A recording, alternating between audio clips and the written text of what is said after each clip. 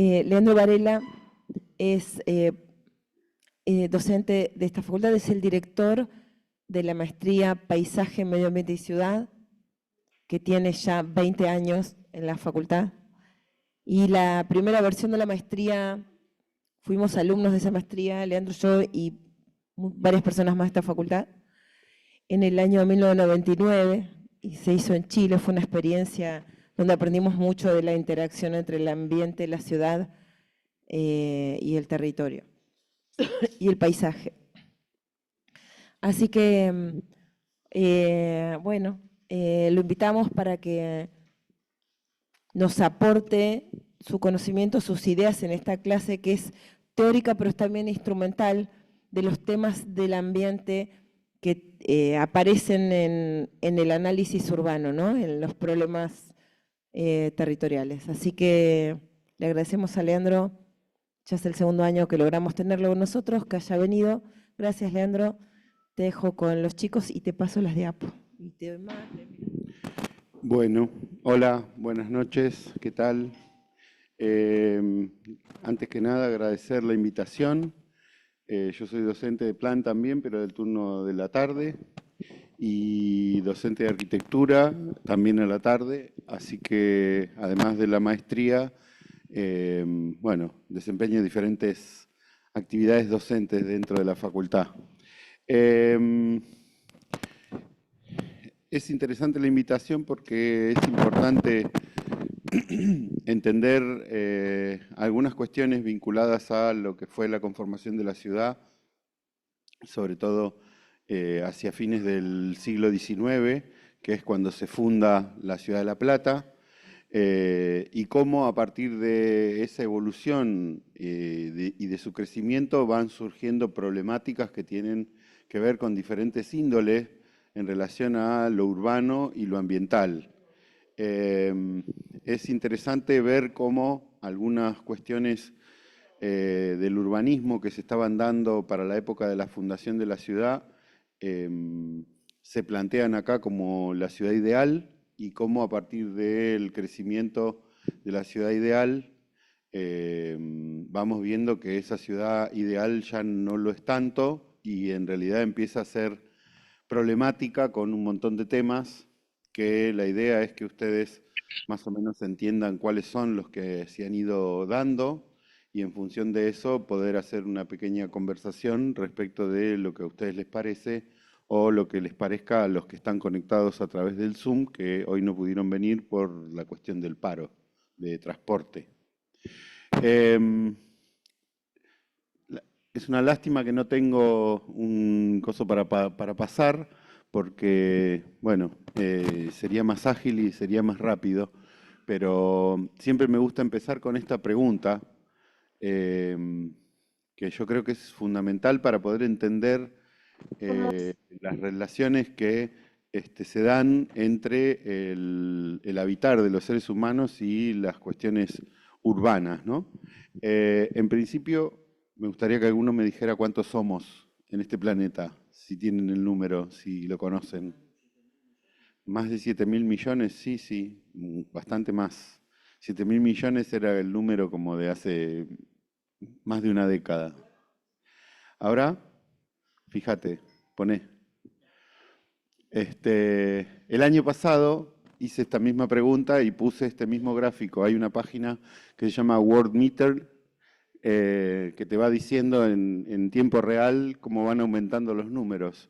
Y en ese momento era 8.108.127, 8.108.127.767. Eso fue el año pasado. Y la imagen de la captura de anoche, cuando hice este PowerPoint, es la de la que sigue, que da 8.221.253.000. O sea, en un año hay casi 150 millones de personas más en el planeta, y así se sigue incrementando. Aunque ya entramos en un periodo donde la población empieza a disminuir, porque la mayor parte de la población en edad de tener hijos está no queriendo tener hijos. Entonces, bueno, la situación se va a ir revirtiendo. Eso es importante porque en realidad tiene que ver con que los seres humanos estamos en los últimos tiempos cada día viviendo más en ciudades, en ámbitos urbanos. Entonces, sí, bueno, en realidad la historia esta que vamos a contar hoy tiene que ver con los últimos 100 y pico de años. Y básicamente pasa lo siguiente. Este es el cuadro donde vemos las principales ciudades del mundo y los tamaños que tienen, ¿no? Fíjense que las rojas son las megaciudades que tienen más de 10 millones de habitantes. En el cono sur, donde nosotros estamos, básicamente es la ciudad de San Pablo, en América del Norte, la Ciudad de México, y bueno, nosotros, el área metropolitana de Buenos Aires está dentro de ese número de ciudades. Pero lo real es que nosotros no estamos incorporándonos, o estamos, pero no estamos, dependiendo de cómo sea la definición, en la región metropolitana de Buenos Aires o el área metropolitana de Buenos Aires.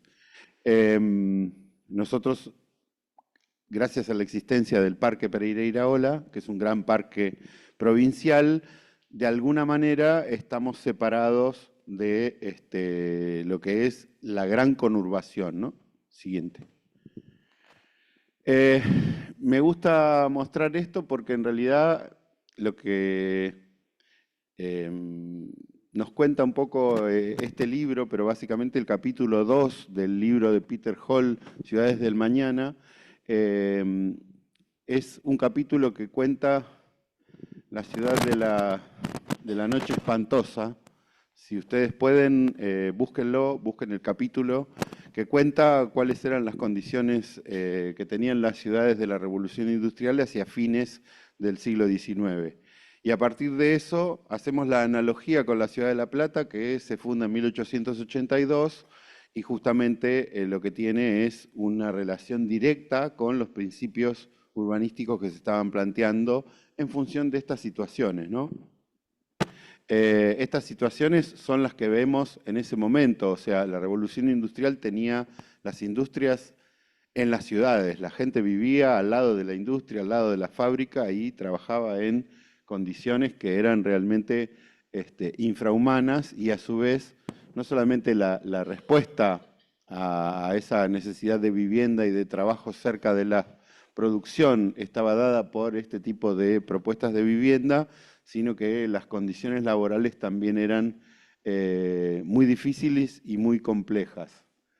Si ustedes ven estas imágenes, ahí podemos ver las condiciones insalubres, pero a su vez vemos chicos muy chiquitos trabajando, cosa que, bueno, después las diferentes reclamos sociales y las movilizaciones y digamos, la participación social en las transformaciones sociales produjeron que, por ejemplo, hoy, bueno, en la mayor parte de los lugares del mundo se trabaje 8 horas y haya otras condiciones de trabajo que han sido ganadas gracias a justamente esos reclamos sociales y la organización de los trabajadores. Toda esa evolución, si bien tenía unos principios de la ciudad ideal dados por la ciudad jardín y los principios que seguramente ustedes han leído en teorías territoriales el año pasado, bueno, en realidad dan como resultado la ciudad de hoy día, ¿no? La ciudad injusta, la ciudad que es una ciudad compleja y que tiene muchas desigualdades. Entonces, si hablamos de la ciudad es un sistema de actividades interrelacionadas, pero que a su vez tiene vinculaciones con sistemas que son más amplios, ¿no? O sea, no es la ciudad solamente, sino que esa ciudad se relaciona con una región, se relaciona con un país o una provincia, un país y un continente. Digo, como podemos ver en diferentes situaciones vinculadas al urbano. La siguiente. Bueno, esto es un poco la ilustración de todo eso y cómo podemos empezar a entender que la ciudad es un sistema complejo de cosas que están interrelacionadas y que no son vistas aisladamente, sino que, bueno, unas cosas llevan a la otra, determinadas circunstancias llevan a que otras cosas pasen, que cuando pasa una cosa pasan otras tantas al mismo tiempo y las cosas se complejizan.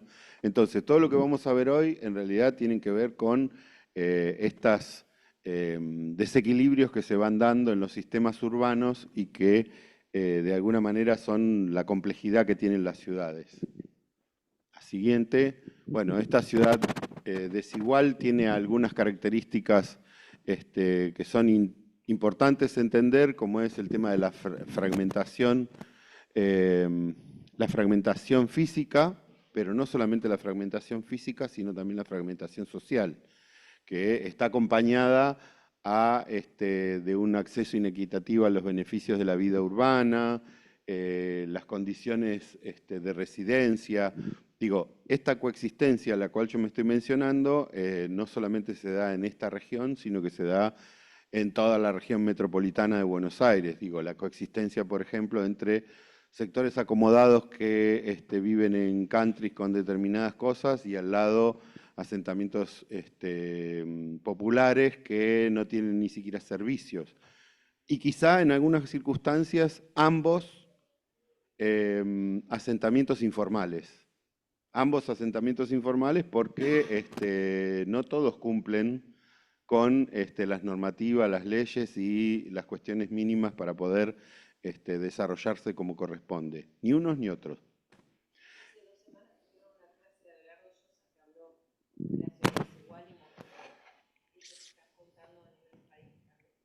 Bueno, entonces, el modelo de acumulación tiene efectos en lo urbano. Esos efectos en lo urbano tienen que ver con estos puntos, y puede haber seguramente muchos más. Esto es para que sea ilustrativo: el crecimiento geométrico de la población, la extensión desordenada de las ciudades, el incremento del consumo de recursos y la producción de desechos, incrementos de superficies construidas, disminución de espacios verdes, aumento de distancias a recorrer por los sistemas de transporte, crecimiento del parque automotor, crecimiento de las diferencias de calidad de vida entre ricos y pobres. Bueno, esto que yo acabo de decir, en realidad, digamos, podría ser una lista muchísimo más grande, y esto a su vez genera una interrelación entre cada una de estas cosas, ¿sí? No es que sean solamente estos puntos aislados. Y siguiente, esto a su vez trae aparejado conflictos ambientales, o sea, el agotamiento de los recursos naturales, desertificación en algunas zonas del planeta, contaminación de suelo, agua y aire. Bueno, ni que hablar de los efectos del cambio climático. ¿Acá hay algún terraplanista que diga que el cambio climático no existe o que la Tierra es plana? No, porque por ahí, si les parece, conversamos del tema. Entonces, digo, este tipo de cosas que a su vez están asociadas a la deforestación, que a su vez se producen sequías, que a su vez se producen inundaciones, en los lugares donde antes había sequías, ahora hay inundaciones, en los lugares donde antes había mucha agua, ahora hay sequías. Bueno, el aumento de las catástrofes que tienen que ver con diferentes temas, no solamente con las centrales nucleares, sino con todos estos temas anteriores. Claro, o sea, y acá en La Plata en el año 2013 y otras tantas veces después del año 2013. Lo que pasa es que no fueron tan graves ni tan focalizadas en el casco urbano. Hace 2 años atrás tuvimos una en el Arroyo Maldonado que fue enorme, pero no tuvo las implicancias que tuvo la del año 2013, que fue parecido a lo que pasó en Bahía Blanca, nada más que en Bahía Blanca no hubo tanta cantidad de muertos como tuvimos nosotros. Sí. Bueno, esto yo lo quiero pasar rápido porque seguramente ya lo conocen. Esta imagen que estamos viendo acá es del estuario del Río de la Plata. que es donde nosotros estamos actualmente y donde habitamos, ¿sí? Este estuario del Río de la Plata tiene obviamente una historia que está representada por estas cartografías que son ya desde hace varios siglos atrás, que cuentan un poco las características de este estuario, y una foto satelital que nos muestra actualmente cómo es este estuario, ¿no? O sea, si bien nosotros lo conocemos como el Río de la Plata, en realidad es un estuario porque tiene diferentes condiciones, o sea, en realidad es la desembocadura de la Cuenca del Plata que llega hasta Brasil y toma un montón de países involucrados, o sea, la Cuenca del Plata es Brasil, Bolivia, Uruguay, Paraguay, Argentina, etcétera. Y como desemboca en el Océano Atlántico, tiene régimen de mareas, entonces eso lo hace diferente a un río común. Siguiente. Y ahí podemos ver cómo aparece la región metropolitana de Buenos Aires y La Plata en relación a el sector costero en el cual se implantan, ¿no? En el cuadro inferior. Esto es una imagen justamente de esa región metropolitana, donde vemos cómo, digamos, va creciendo a partir de las infraestructuras viales y cómo este centro que alguna vez Martínez Estrada llamó la cabeza de Goliat, que es la ciudad de Buenos Aires en relación al país, bueno, esa ciudad de alguna manera va creciendo a partir de estas infraestructuras que están yendo hacia el interior de la República. Siguiente. Entonces, lo que les voy a contar ahora tiene que ver con estas cosas de la fundación de la ciudad.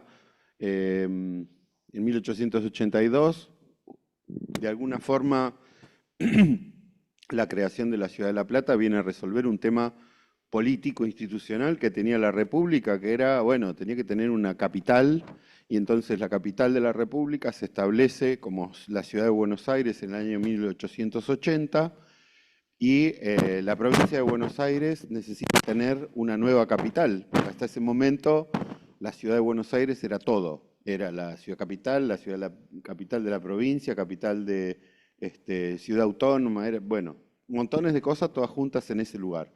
Y eso tenía que ver con un montón de problemas institucionales y disputas que hasta que no fue en 1880 declarada la capital de la República, la ciudad de Buenos Aires, esas disputas sangrientas no terminaron.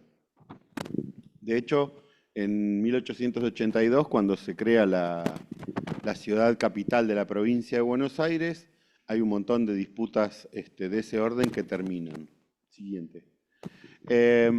Para esa época, la ciudad de Buenos Aires sufre grandes epidemias de fiebre amarilla y cólera, que son registradas por muchas obras artísticas como esta, y que ilustran cuáles son las condiciones que está teniendo la ciudad de Buenos Aires en ese momento. Con lo cual, bueno, la ciudad de La Plata, que iba a ser una ciudad proyectada, nueva, después de una serie de decisiones, de hecho, en algún momento hasta se tuvo en cuenta declarar la capital de la provincia en alguna de las ciudades existentes. Una, por ejemplo, fue la ciudad de Azul, que tenía justamente en ese momento una riqueza muy importante por el tema de la Argentina agroexportadora, o sea, esa producción agrícola y ganadera que generaba en esa ciudad un montón de riquezas y un polo de mucha importancia. Pero bueno, se decide hacer una ciudad nueva y esa ciudad nueva tiene que tener en cuenta estas condicionantes vinculadas a las cuestiones relacionadas con la salud humana, esas condiciones que debían resolverse en relación a estos temas y a los temas que habíamos visto en la ciudad industrial. Siguiente. Bueno, se piensa una ciudad en base a un montón de antecedentes. Acá hay dos imágenes. Esta imagen de la derecha, que es las leyes de India, que es como se fundan todas las ciudades desde que llegan los españoles para adelante. Como ustedes sabrán, las leyes de India plantea una ciudad con una cuadrícula, con una plaza en el centro, donde se donde se instalan la municipalidad o el gobierno provincial y la iglesia, básicamente, y otro tipo de cosas alrededor, ¿no? La policía, el banco, etcétera, etcétera. Esa es la ciudad colonial, es la ciudad de los españoles, pero por otra parte, a fines del siglo XIX estamos en el siglo del eclecticismo, el estilo neoclásico, los estilos arquitectónicos vinculados a los revival arquitectónicos de todos los periodos anteriores, y el urbanismo está vinculado básicamente a esas intervenciones que se habían realizado en los siglos anteriores en París, en Washington, etcétera, etcétera, que tienen que ver con abrir grandes bulevares, diagonales, etcétera, etcétera, que están reflejadas en estos antecedentes, ¿no? Y que combinados con esto da como resultado siguiente, bueno, un diseño de una trama cuadriculada con una superposición de diagonales principales, dos diagonales principales, un sistema de diagonales secundarias, cada 6 cuadras una avenida en los dos sentidos y en cada una de esas intersecciones una plaza. A su vez, esas avenidas con bulevares, con forestación, etcétera, etcétera. Digo, esto no es un dato menor en esta cosa del urbanismo higienista que empieza a tener esa consideración de lo ambiental y de las condiciones de vida de sus habitantes. Siguiente. Bueno, esto es lo que les explicaba un poco, esto lo pueden encontrar en cualquier libro que hable de la Ciudad de La Plata, básicamente hay mucha bibliografía que seguramente ustedes ya manejan. Siguiente. Este es el tratado definitivo, que es una imagen donde tiene un gran parque central, un eje cívico, ese eje cívico en realidad es el que contiene los edificios públicos más importantes de la administración provincial y de la administración municipal. Siguiente. Estos edificios, que son los edificios que se concursan en la época, diseñados por profesionales europeos y que en definitiva, digamos, son los que le dan el carácter a la ciudad esta fundada en el siglo XIX y de mucha impronta neoclásica. Siguiente. Esto que les explicaba antes, que es importante, esos espacios verdes que se diseñan, obviamente tienen una sensibilidad que no es solamente ambiental, sino que también tiene que ver con cuestiones estéticas. Se diseñan los bulevares y las diagonales y los espacios principales con una forestación que caracteriza ciertas zonas de la ciudad, por ejemplo, no sé, la avenida 7 con los tilos, la calle 47 que entra a la facultad con los naranjos, la diagonal 73 con las tipas y los jacarandá, y así en un montón de lugares caracterizando diferentes situaciones para diferentes momentos del año. Incluso, bueno, ustedes viven acá hace muchos años, lo que no son de La Plata. Para el 19 de noviembre la ciudad se perfuma por completo por el tema de los árboles, el florecimiento de los árboles de tilo, ¿no? Siguiente. Bueno, la importancia que tiene el parque público en su momento, digo, como gran espacio de recreación, que no solamente toma la parte de espacio público que tiene hoy, sino que también incorporaba el sector que está inmediatamente después, acá a 50 metros, que es el hipódromo, ¿no? O sea, todo el hipódromo y el parque y todo era una sola unidad de parque público que todas las ciudades del siglo XIX tenían. Con una arquitectura muy particular, ¿no? O sea, ahí vemos en el medio el lago del Bosque con la gruta, el edificio del museo, que era sumamente importante, y arriba podemos ver un arco que hoy ya no existe, fue demolido, pero que obviamente le daba una impronta muy particular. Siguiente. Bueno, imágenes del bosque que ustedes ya conocen. Y esto me parece que es importante porque es justamente este diseño que no es solamente la ciudad, sino que es la ciudad y la región. O sea, podemos ver acá cómo el cuadrado fundacional de alguna manera se consolida en la cuestión administrativa y residencial, pero que tiene una prolongación hacia el Río de la Plata a través del puerto y una prolongación hacia la pampa húmeda a través de un parcelamiento que incorpora el tema de la producción de alimentos. O sea, todo lo que se produce acá va a dar de comer, no solamente a esto, sino a todo lo que está hacia el norte también. O sea, hoy todo lo que ustedes ven que se vende en el mercado central de Buenos Aires y todo eso se produce acá. Siguiente. Bueno, toda esa fundación tiene un soporte natural que es importante entender porque muchas de estas cosas que se desarrollan como problemáticas ambientales de la región es justamente por estar apoyados sobre esto. O sea, hay un relieve y hay una hidrología. Hasta acá, más o menos, es como la planicie de la llanura pampeana. De acá en más empieza el espacio de transición y de los humedales, aparece el albardón costero y a partir de ahí después el Río de la Plata. Y toda una serie de arroyos que tienen que ver con estas cuencas que van siendo desde un determinado lugar hacia el Río de la Plata, ¿sí? Desde acá, donde terminan estas cuencas, para el otro lado empieza el San Borombón, que es el río que está posterior yendo para Chascomús, ¿sí? O sea, las cuencas se van dando una al lado de la otra y esto es lo que va surcando todo el territorio para poder después, digamos, ser el soporte de ese crecimiento urbano que se va a ir dando. La siguiente. Bueno, esta es un poco la síntesis de eso que les acabo de contar. Digo, toda una zona de llanura, una zona naranja que es la zona de la planicie de inundación. Después viene justamente la terraza, bueno, el albardón costero, que es donde se insertan las ciudades o donde están implantadas las ciudades de Berisso y Ensenada. Y por otro lado, ya después la playa, ¿no? O sea, la zona del río. Este es un poco el perfil de lo que estamos hablando. Hasta como por acá se da la ciudad. Esto que está acá pasa en la avenida 122. Si van por la avenida 122 van a ver la bajada en cada una de las calles. Después viene esta zona que es la zona de los humedales, o la zona de los bañados, como se la conoce. Esta zona donde se implantan Berisso y Ensenada, y ya la zona costera. Siguiente. Bueno, más de lo mismo, pero con la síntesis entre las actividades y este perfil. O sea, lo urbano y la ciudad, el periurbano productivo y el campo. Para este otro lado, lo urbano es productivo, la ciudad, los humedales, el albardón y el río.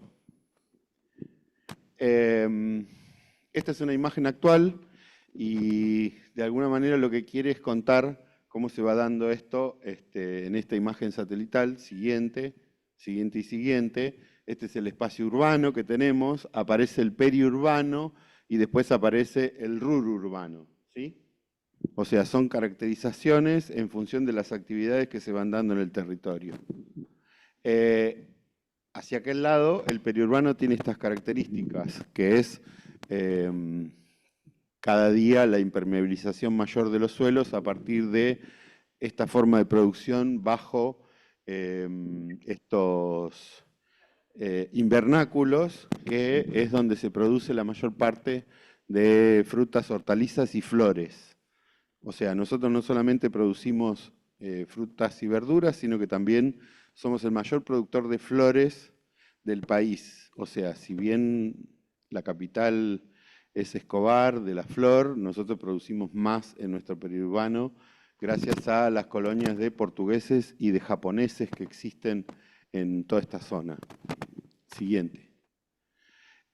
Hacia el otro lado tenemos obviamente esa prolongación del eje original que tenía que ver con, bueno, la ciudad no se funda en cualquier lado, sino que se funda en el lugar donde estaba el puerto natural de la provincia y que permitía generar un puerto importante para la salida y la entrada de productos, mercancías y comercialización, etc.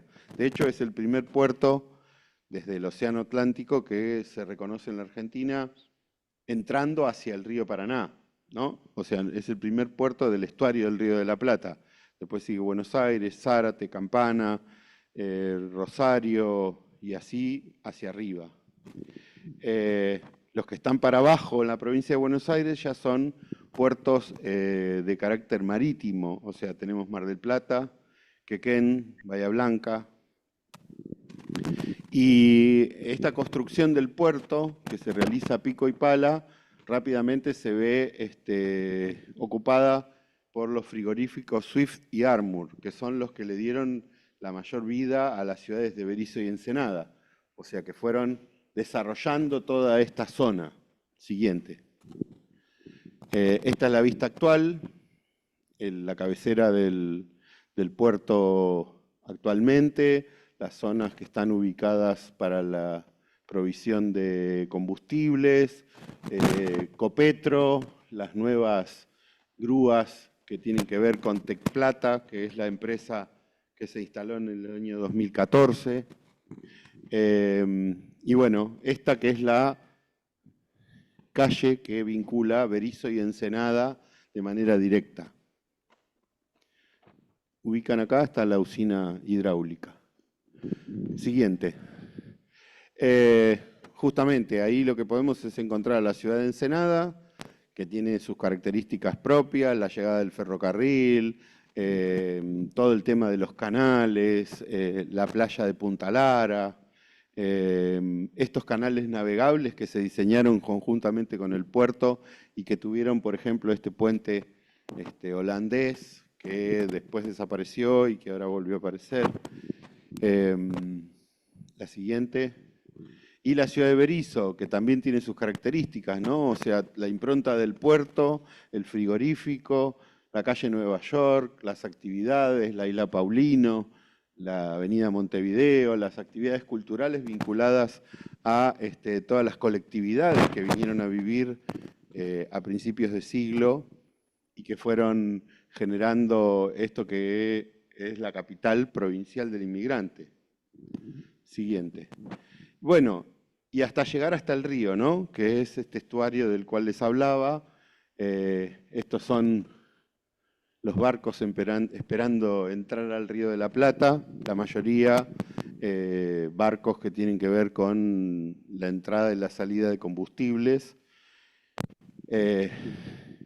Por lo que me dijeron hoy a la mañana, a partir del 9, que es pasado mañana creo, o el viernes, va a empezar a entrar una vez por semana un barco japonés, aparentemente con contenedores, así que se va a producir un ingreso mayor todavía de barcos al puerto.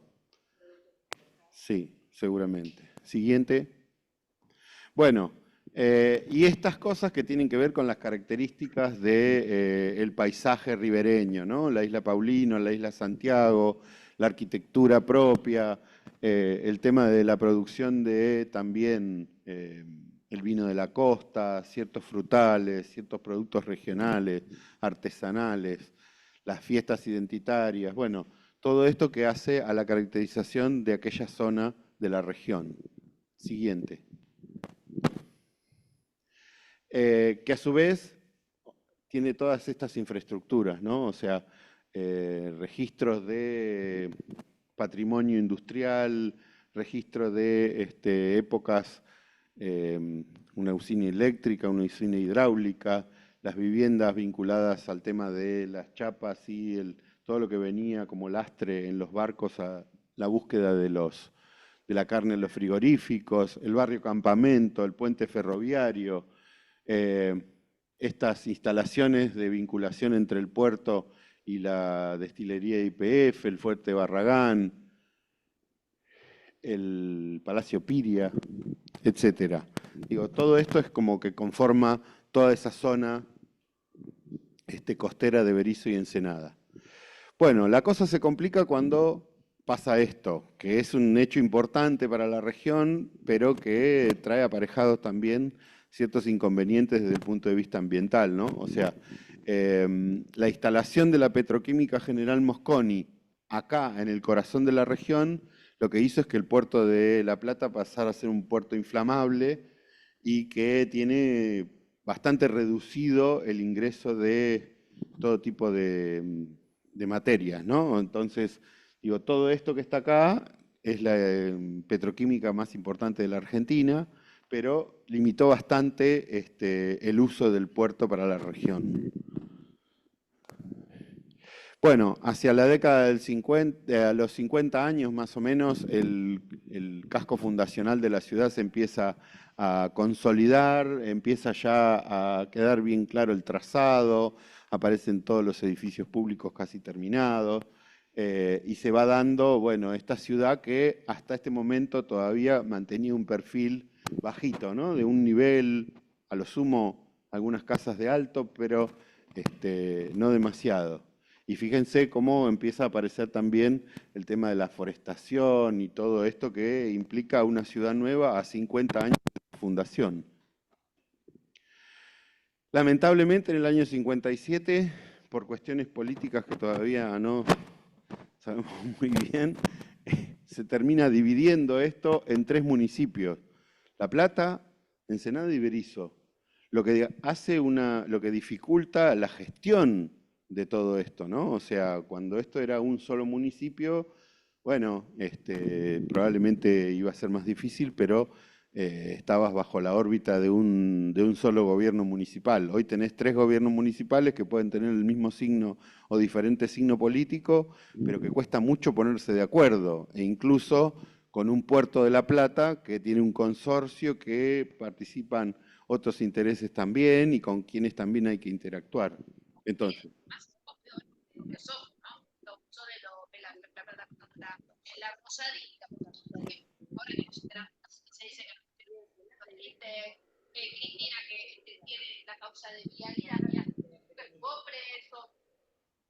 bueno, sigo. Allá al fondo.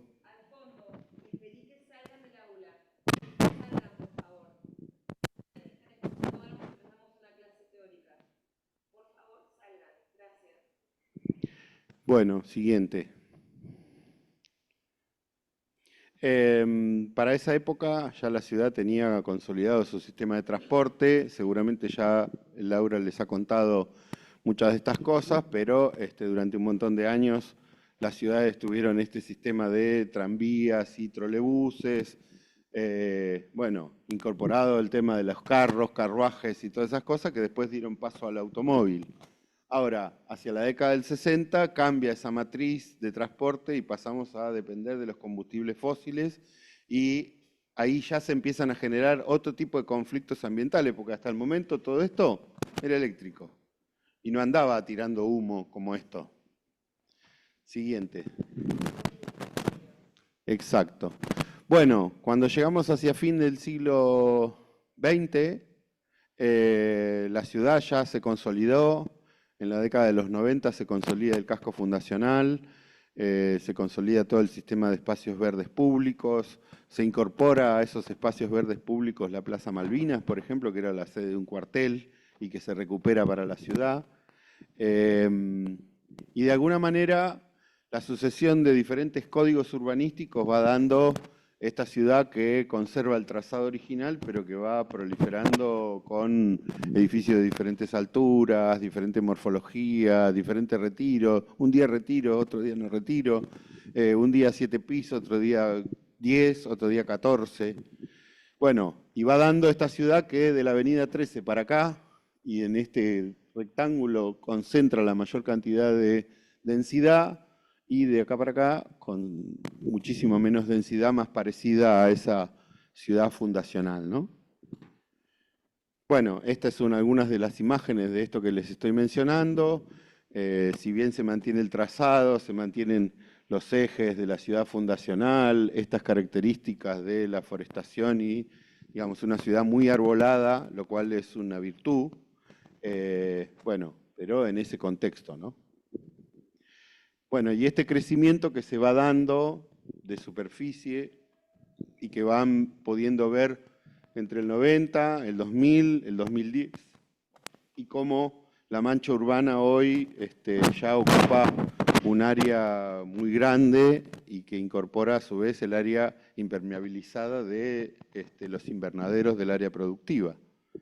Si lo miran en una imagen satelital, que lo vamos a ver después, Siguiente. Bueno, y el tema este del periurbano que les explicaba. O sea, hacia un lado el río, hacia este lado el tema del periurbano. Y este periurbano que no es solamente el de la ciudad de La Plata, con esta zona de lo que estuvimos viendo, sino que se va dando en la región del AMBA, en estos intersticios entre las infraestructuras viales que van generando el territorio. Y a su vez, de alguna manera, esto unido a través de los diferentes anillos, donde este tercer cordón del conurbano es el que nos une básicamente a toda la región hasta el puerto de Zárate a través de la ruta 6. ¿Sí? Bueno, acá empiezan una serie de diapositivas que hablan de las problemáticas en general que sufren las ciudades.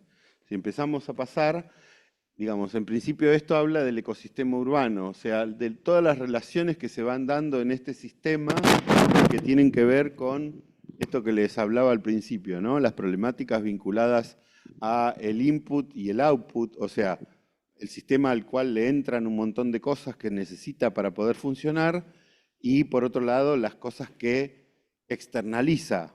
Digo, esto nos pasa desde a cada uno de nosotros hasta lo que pasa en cada una de las casas, hasta lo que pasa en las ciudades, hasta lo que pasa en el mundo.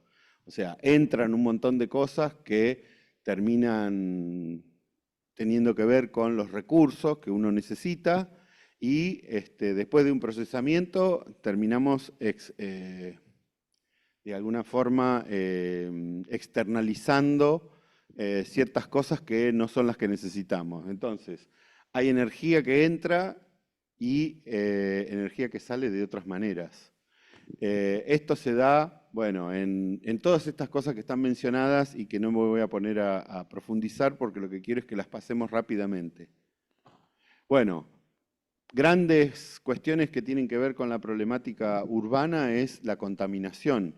Justamente yo produzco cosas, pero esa producción de cosas o el uso de determinados recursos, como por ejemplo quemar combustibles fósiles, lo que me produce es esta producción de material particulado en la atmósfera, producción de gases de efecto invernadero que nos llevan a esta cuestión del calentamiento global. Siguiente, voy a ir marcando, digo, que tiene que ver con diferentes tipos de contaminantes, ¿no? Con fuentes de diferentes características. Por ejemplo, el puerto de La Plata tiene Copetro. Copetro lo que hace es ¿cómo es? Bueno, es la que trabaja con el residuo de los combustibles fósiles y trabaja con el carbón de coque. Ese carbón de coque, cuando se moviliza, genera material particulado a la atmósfera y eso hace que los vecinos todos los días tengan el patio negro, pero a su vez no solamente es la mugre que se genera, sino es lo que respiramos, ¿sí? Ese material particulado entra en nuestros pulmones y genera problemáticas de salud. Digo, la petroquímica pasa lo mismo, montones de industrias vinculadas al polo petroquímico que producen determinados tipos de efluentes gaseosos que contaminan el aire. Bueno, montones de partículas químicas y demás cuestiones. Siguiente. Digo, cosas que contaminan el transporte automotor, las centrales térmicas, la industria, las condiciones climáticas también, porque hay diferentes cuestiones vinculadas a eso. Bueno, diferentes cosas que al producir lo que hacen es generar efectos que son nocivos para la salud, para el aire, para todo. Todo esto que está ahí. Siguiente. Si esto de alguna manera lo espacializamos, lo que podemos ver, por ejemplo, en este mapa de la ciudad de Buenos Aires, es la jerarquía que tiene la movilidad, los espacios de la movilidad. Si medimos la contaminación del aire en la ciudad de Buenos Aires, da ese mapa donde vemos que la mayor cantidad de avenidas y que manejan mayor cantidad de tránsito son los que tienen mayor cantidad de índice de contaminación. No solamente atmosférica, sino también de ruido, como vamos a ver ahora, y otro tipo de cosas. Fíjense, esta es una nota de Greenpeace del año 20, cuando dice, respecto del año pasado, el 50% de la contaminación atmosférica disminuyó.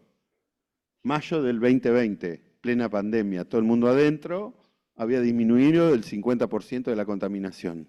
Facilísimo. Siguiente. Esto está íntimamente relacionado con lo anterior, que es la producción de ruido.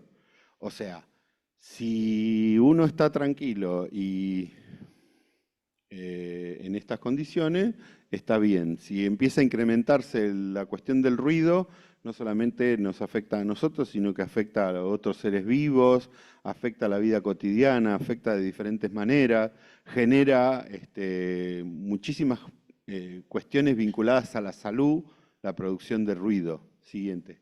Hay una cosa que es el ruido que producen los vehículos a motor. La electromovilidad tiene la ventaja del sonido casi cero. Y por otro lado, el transporte público de casi todas las ciudades del país que funcionan a gasoil, no hacen un mínimo mantenimiento de los frenos y cada vez que frenan convierten esquinas de la ciudad en infiernos invivibles. Incluso muchas veces bajan los valores del alquiler en esquinas donde frenan muchos vehículos por esa cosa que parece una pavada y tiene un impacto. Sí, sí, de hecho ayer vi un documental sobre la producción de las ciudades chinas y dice que el nivel de ruido ha disminuido enormemente por la producción que tienen de vehículos eléctricos, donde el vehículo eléctrico no tiene ningún tipo de ruido, lo cual también es un peligro para los peatones, por ejemplo, porque no pueden prever que un vehículo se acerca. Siguiente. Bueno, definición de ruido, diferentes fuentes, tránsito vehicular, contaminación sonora. Una cosa es el sonido y otra cosa es el ruido, ¿no? El ruido tiene otro tipo de características que hacen que, bueno, hasta pueda generarme dolor. Siguiente. Los efectos que esto tiene, las fuentes que hablábamos, ¿no? Tránsito automotor, tránsito aéreo. Vivir cerca de un aeropuerto es tremendo. El ruido que hacen los aviones es increíble. Las obras en construcción, la industria.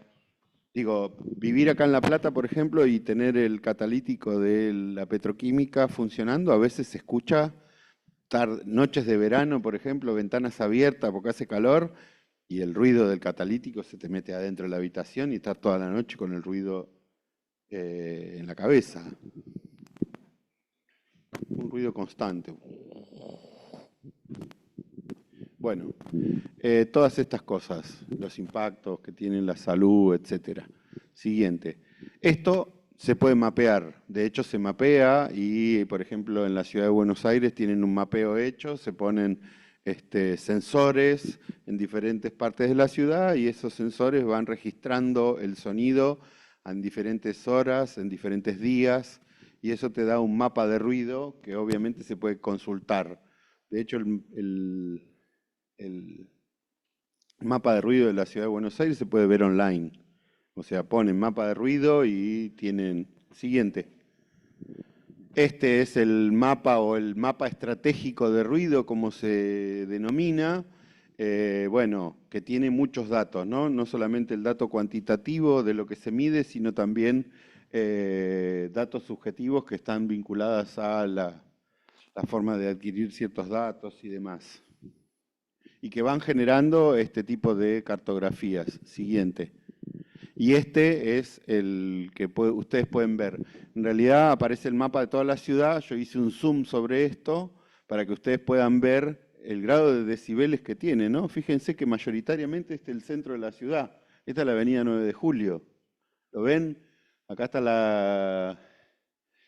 la Casa Rosada, la Plaza de Mayo, Diagonal Norte, Diagonal Sur, Avenida de Mayo. Fíjense, violeta y azul, 75 decibeles, 80 decibeles. Ese es el nivel de ruido que tiene el centro de la ciudad de Buenos Aires. Siguiente. Bueno, otro de los problemas urgentes que tienen todas las ciudades y que en realidad es gravísimo es el tema de la producción de los residuos sólidos urbanos. Esto es un problema tremendo porque nosotros permanentemente, por los niveles de consumo que tenemos, estamos produciendo residuos de diferentes características, residuos que tienen que ver con lo orgánico, cuando comemos frutas, verduras y demás alimentos, inorgánicos, cuando consumimos cualquier otro tipo de cosas que tienen que ver con embalajes, por ejemplo, ya sea de papel, de cartón, de plásticos, de metales, latas, chapas, etcétera.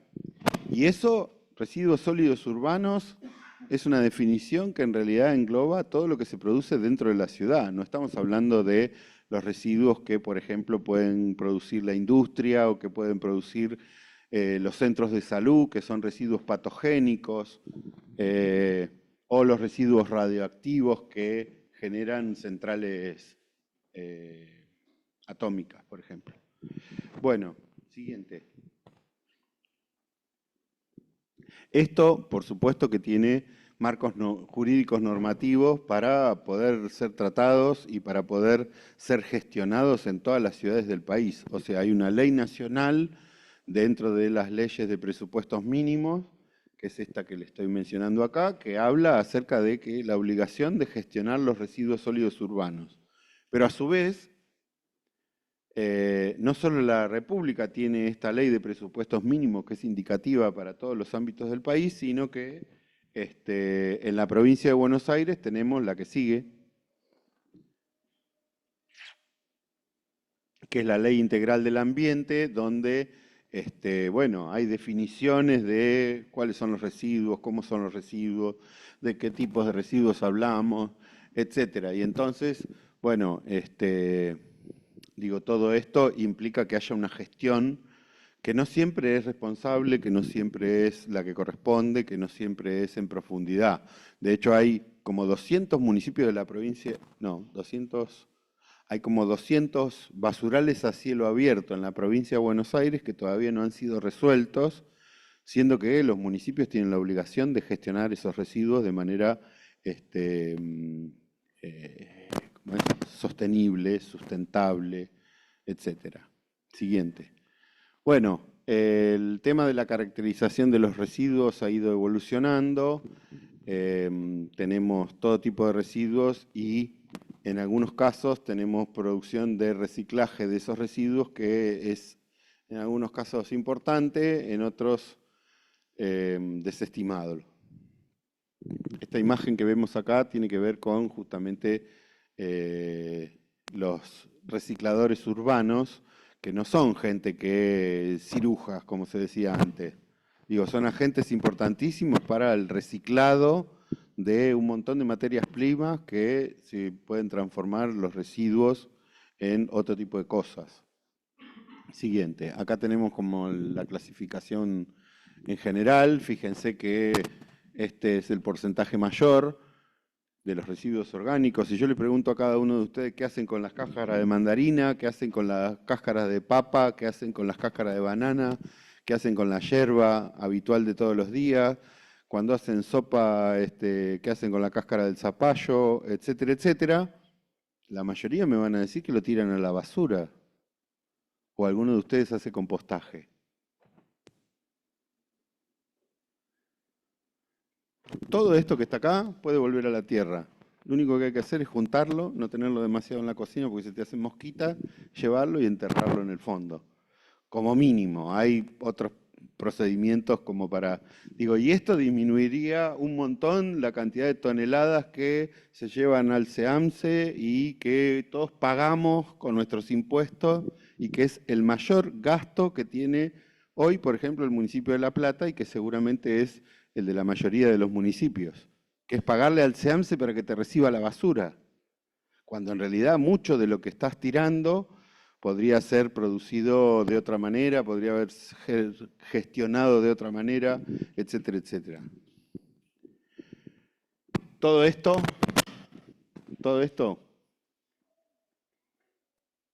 desde acá para abajo, es reciclable.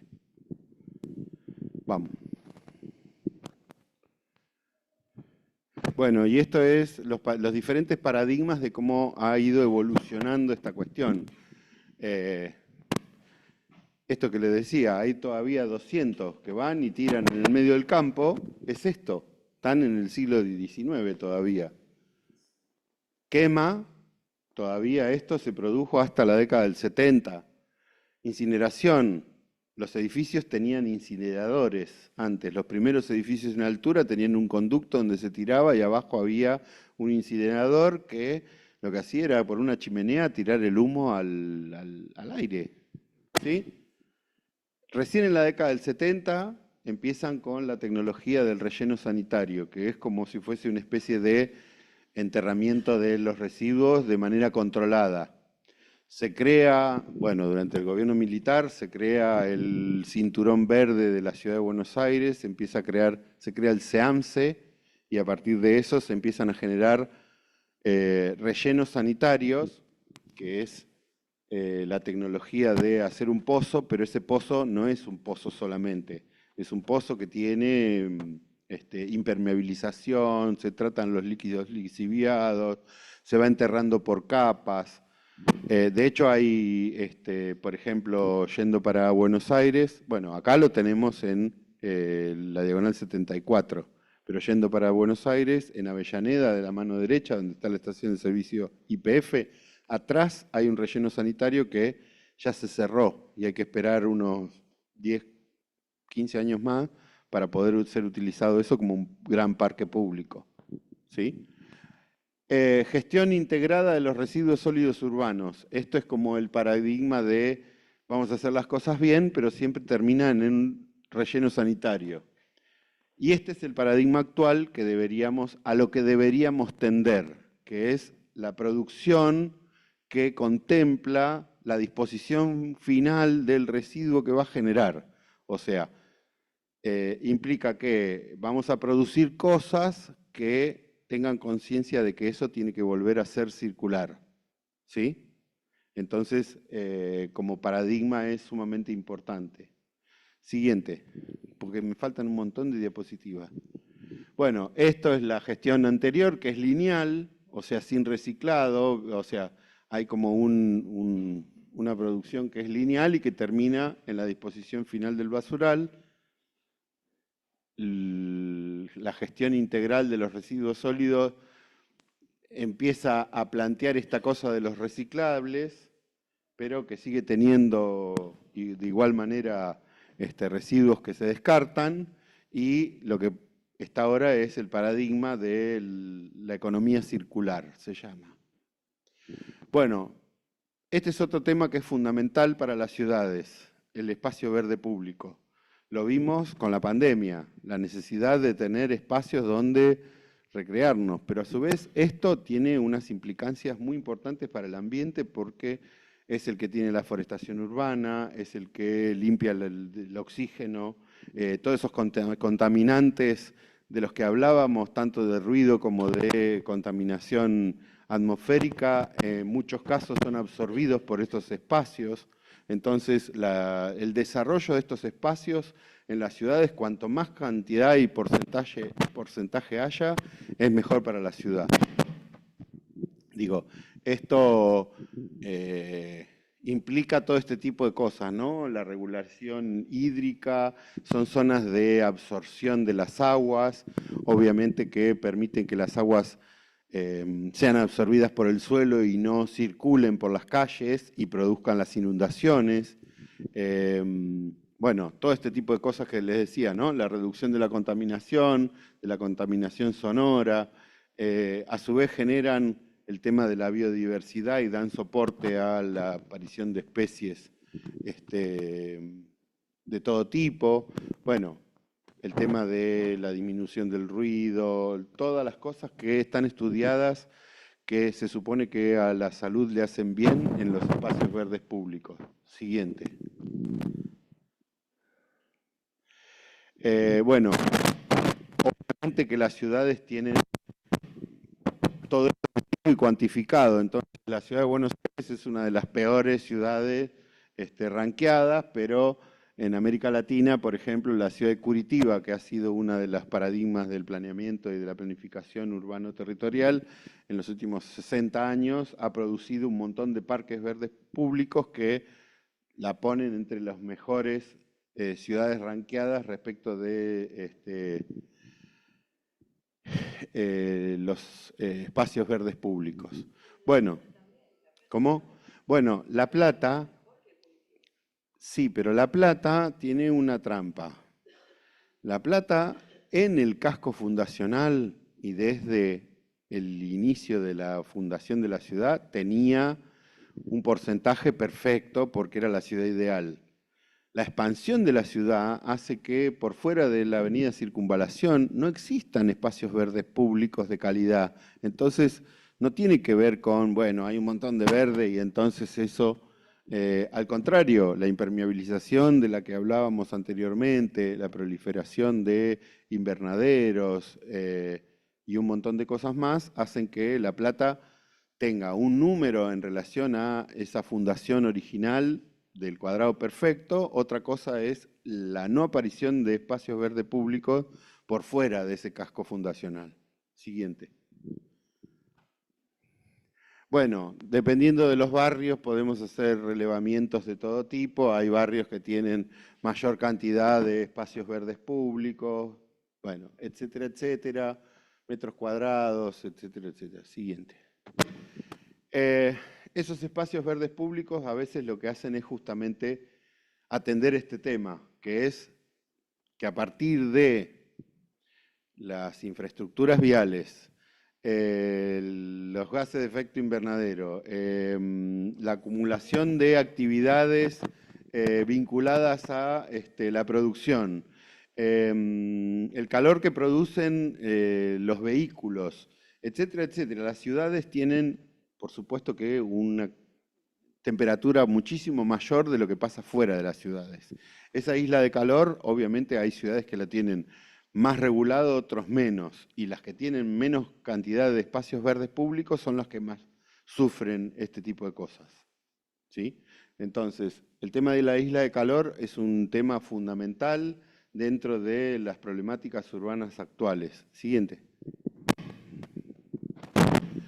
Porque está vinculado a todo esto que viene pasando en las últimas décadas, ¿no? O sea, ustedes si agarran, no sé, todos los veranos, todos los inviernos nuestros, los veranos europeos, cada día el estándar de temperatura va aumentando. Aparecen las noticias donde, bueno, se murió tanta gente en la ciudad de París por la ola de calor. Y resulta que la ola de calor todos los años es mayor, todos los años es peor. Y no solamente nos pasa a nosotros, pasa en todo el mundo. Y tiene que ver con esto de que en las ciudades el calor se sufre muchísimo más que fuera de las ciudades. Siguiente. Bueno, el tema de cómo el arbolado público de alguna forma es el que regula todas estas cosas, es el que absorbe el calor, absorbe el ruido, permite sombrear. Una cosa fundamental es la preservación de las infraestructuras viales. Una infraestructura vial que no tiene ningún tipo de protección de sombra contrae y delata todo el tiempo por el sol, por el calor. Digo, cuando tiene sombreado y tiene otro tipo de condiciones ambientales, sufre muchísimo menos. Siguiente. Bueno, y en particular en nuestra región tenemos todas estas cosas. O sea, sufrimos la sudestada, que es lo que produce el Río de la Plata cuando el sur viene y entonces ese río se mete adentro de las ciudades costeras.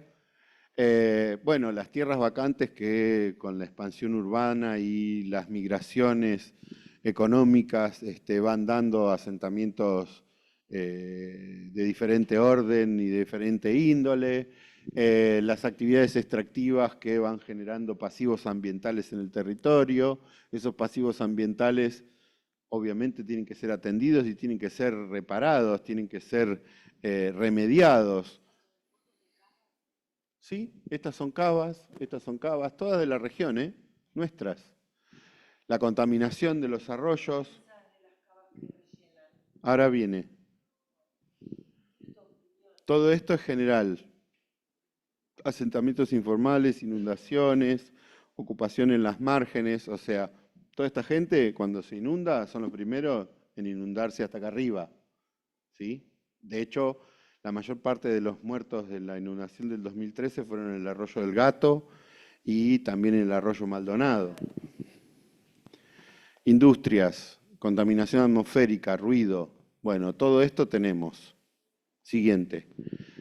En nuestra región la implicancia del cambio climático no la estamos sintiendo todavía, pero como todas las ciudades que están cerca del agua, la vamos a sentir en las próximas décadas porque la influencia del cambio climático es irreversible hasta este momento y el nivel de los océanos está subiendo por el derretimiento de los polos y eso implica que cuando el agua sube se expande en el territorio. ¿Me explico? Entonces, siguiente. Si nosotros vivimos acá y el aumento de los mares sigue creciendo, todas estas cosas costeras van a ser las que van a sufrir el embate de las aguas. De hecho, ya la costa bonaerense, toda esta de acá, está perdiendo las playas, ¿sí? La mayor parte del municipio de la costa y aledaños tiene la playa cada vez más corta. Bueno, esto es entonces una de las principales peligros que estamos sufriendo en relación a temas de cambio climático porque en las próximas décadas podemos llegar a tener de vuelta el mar llegándonos, o el estuario del Río de la Plata llegándonos hasta la avenida 122 y Berisso y Ensenada a ser islas. Siguiente. Bueno, esto que tiene que ver con las inundaciones. En 2011, 1930, en 2008, acá es donde una amiga nuestra que vive al lado del Arroyo Rodríguez se inundó hasta acá. Eso fue en 2008. Y en 2013 acá, casi 400 milímetros, lo que implicó casi 100 muertos. Siguiente. Estas cosas, siguiente, estas cosas que no sé si ustedes las vieron, las vivieron, les tocó vivirlas, pero que realmente son imágenes de nuestra ciudad. Fíjense esta señora en su casa y a dónde llegaba el agua. Por supuesto que como esta señora hay muchas que no pudieron soportar esto y no sobrevivieron. Esto, la pérdida de cosas, esto, los barrios al lado de los arroyos y la pérdida de vidas por estar asentados en lugares donde no corresponde. Siguiente. Esto, ¿no? La informalidad de los asentamientos informales de los sectores populares ubicados en lugares donde no deberían estar. Esto es un problema de planificación. Esto es un problema que lo puede resolver solamente el Estado. Ningún privado, ningún mercado puede resolver este tipo de cosas.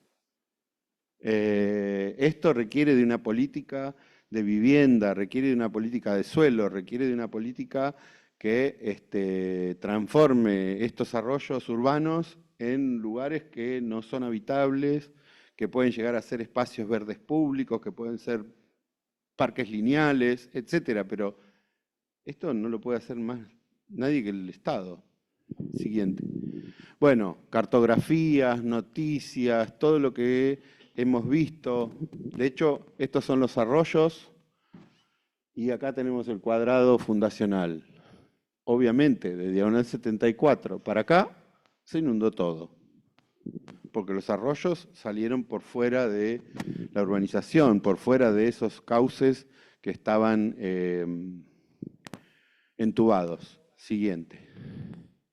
Bueno, se hacen obras de infraestructura, pero esas obras de infraestructura nunca van a llegar a ser suficientes, porque el ritmo del cambio climático no es el mismo del presupuesto nacional. Un día viene un gobierno y dice, vamos a hacer las obras hidráulicas para resolver esto, al otro día viene un gobierno y te dice, no hay más obras públicas. Chau, se acabó, no hay plata. Entonces hay un problema, porque si no hay obras públicas, a veces es muy difícil hacer que, por ejemplo, no haya inundaciones.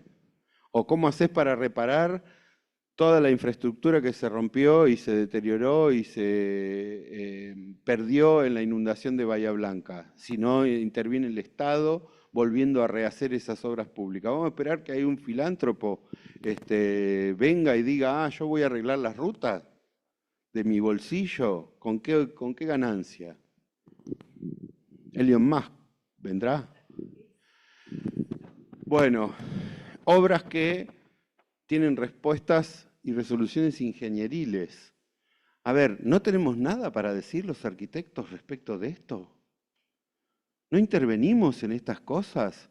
¿No tenemos nada para decir respecto de cómo se desaparece un arroyo por completo y termina siendo una canaleta de hormigón porque por ahí tiene que correr el agua? ¿No tenemos nada para decir que la gente de este barrio y la gente de este barrio ahora no tienen ningún tipo de conexión? Que todo lo que pasaba ahí, toda la vida que se desarrollaba en ese arroyo ya no existe más porque existe solamente una canaleta de hormigón. El arroyo del Gato. Acá está todo esto. Sí, ahora actuales. Son las que se hicieron después de la inundación. Siguiente. Ahí está, el proyecto de canalización del arroyo del Gato.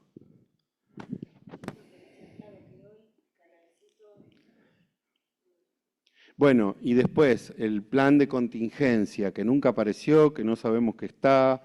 Esta universidad hizo conjuntamente con el CONICET 5 proyectos de investigación orientados que se supone que dieron respuesta a todas las necesidades que planteaba el tema de la inundación.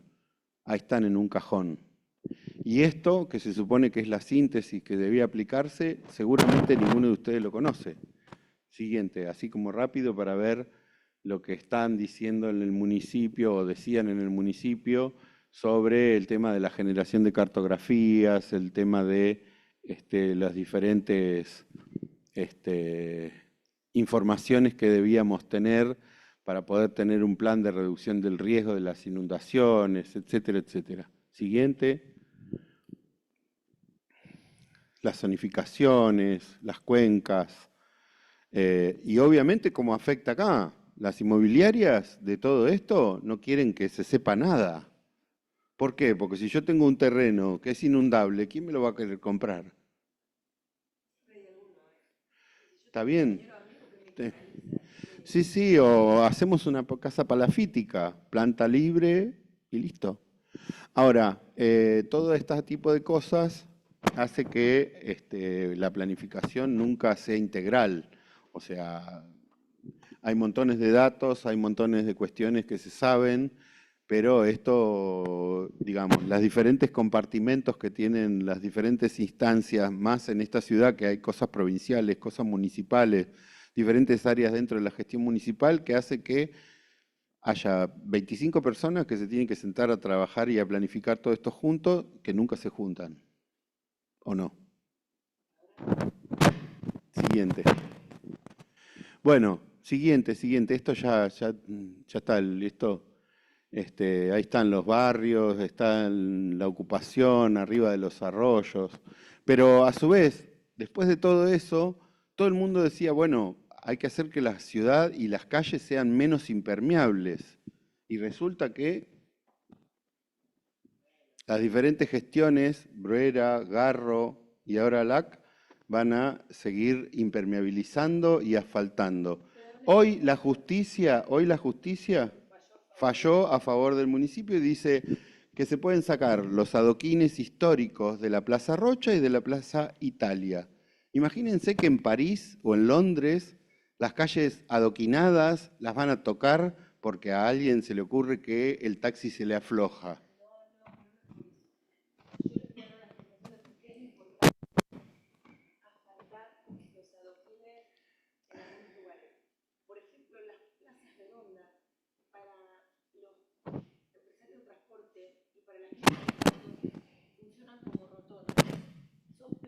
Inaccesibles a los peatones. No se puede hacer una señalización horizontal cuando hay adoquines. Entonces necesitamos poder darle prioridad al peatón de una manera clara y contundente. Necesitamos eso, Por eso no podemos, porque el tránsito vehicular es lo que no se negocia, no es hagan impermeables las veredas, no los lugares donde circulan, no colectivos. Bueno, la cuestión es que cuanto más impermeabilización, el agua corre más rápido y genera más cantidad de riesgo en una inundación como la del 2 de abril. Siguiente. Una para atrás. Viene esto, después viene esto. Esto tiene que ver con esto que hablábamos de los espacios verdes públicos. Nosotros en el grupo de investigación del IPAC, que compartimos conjuntamente con Laura, tenemos estos estudios hechos que aparecen en las tesis de doctorado de la profesora Karina Jensen y de la doctora Mariana Virche, donde hay un estudio respecto del arbolado público urbano que está en el casco fundacional y todo lo que falta del municipio. Pueden consultarla en la biblioteca, pueden buscarla por internet y aparece porque está en el CEDICI. Siguiente. Porque también eso va acompañado de esto. O sea, el no cuidado del arbolado público urbano. ¿Sí? O sea, la gente hace una remodelación en la casa y saca el escombro y lo tira en el árbol. Le molesta las ramas de no sé qué, de los cables y te cortan el árbol así. Le molestan las hojas para barrerlas en el otoño como ahora y te sacan el árbol. Entonces, una cuadra como esta y esta, que históricamente tenía en verano una sombra, las chicharras, etcétera, etcétera, hoy, y les voy a contar algo. Estas 3 fotos son la cuadra de mi casa, donde yo nací. Y viví toda la vida y mi infancia. Y es lo que hoy se vive, que es que la mayoría de los árboles que estaban cuando yo era chico, hoy no están. Siguiente.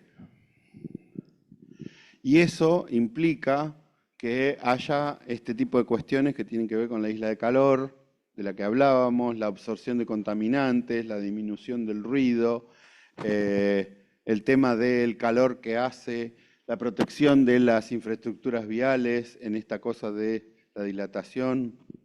Bueno, y organizaciones que se dedican a decir, no, esto hay que cuidarlo, esto tiene una ley de arbolado público urbano que hay que respetar, que los municipios deberían tener un censo de arbolado público para saber cuántos árboles tiene, para saber cuáles están enfermos, para saber cuántos más hay que plantar.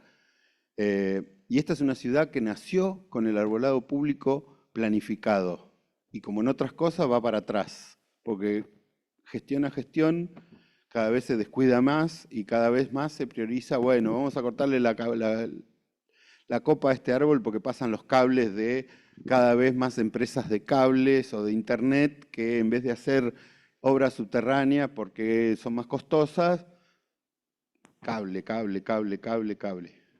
Siguiente. Y otras cosas que van pasando en la región en función de cosas que ya dijimos. Seguí pasando.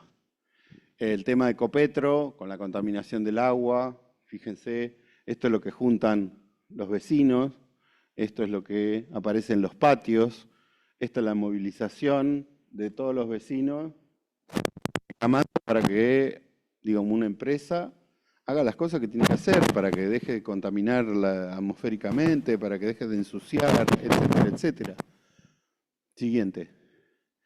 El tema del control de los efluentes a los arroyos. Todos los días aparecen noticias de que a los arroyos de la región le tiran los efluentes, que la curtiembre, que el frigorífico, que la papelera que teñía los papeles de color para el papel de la fruta.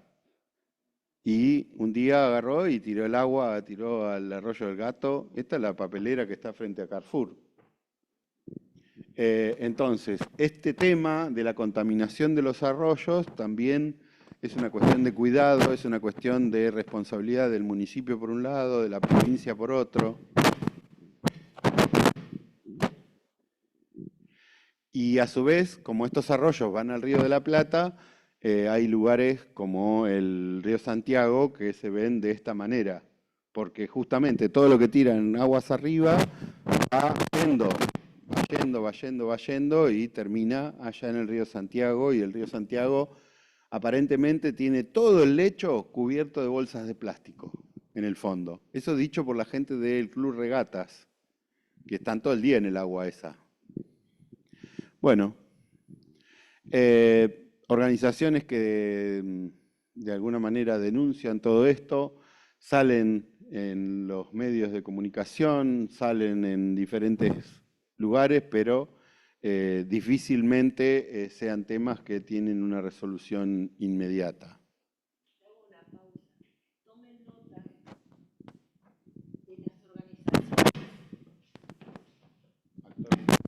Tomen nota de las organizaciones que empiezan a denunciar o a reclamar.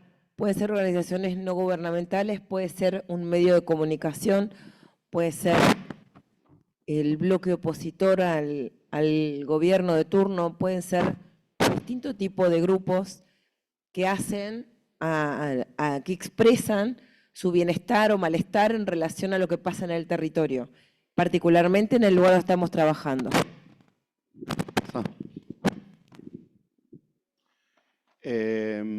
Bueno, el tema de los residuos sólidos urbanos y el SEAMSE.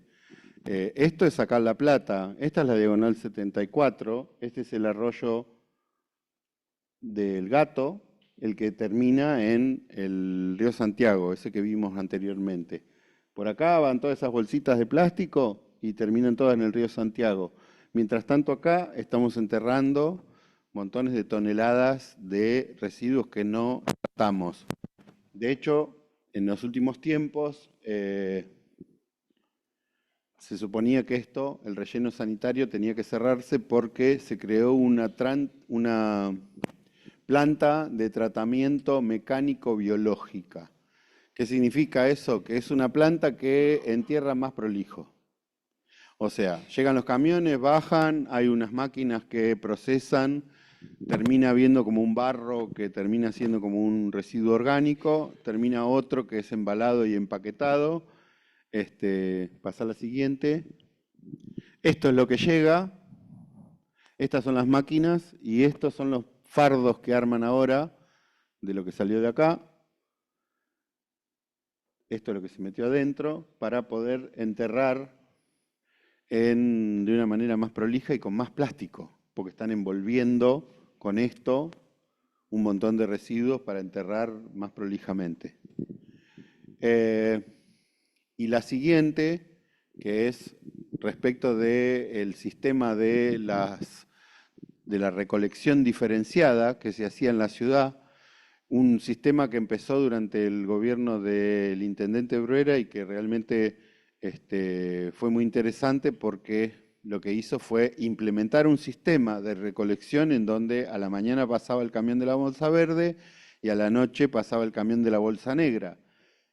Los camiones de la bolsa verde llevaban ese residuo, pasa a la siguiente, a tratar, o sea, a la mañana, con la luz de la mañana, uno sacaba estas bolsas y tratado se vende en el mercado de esta manera.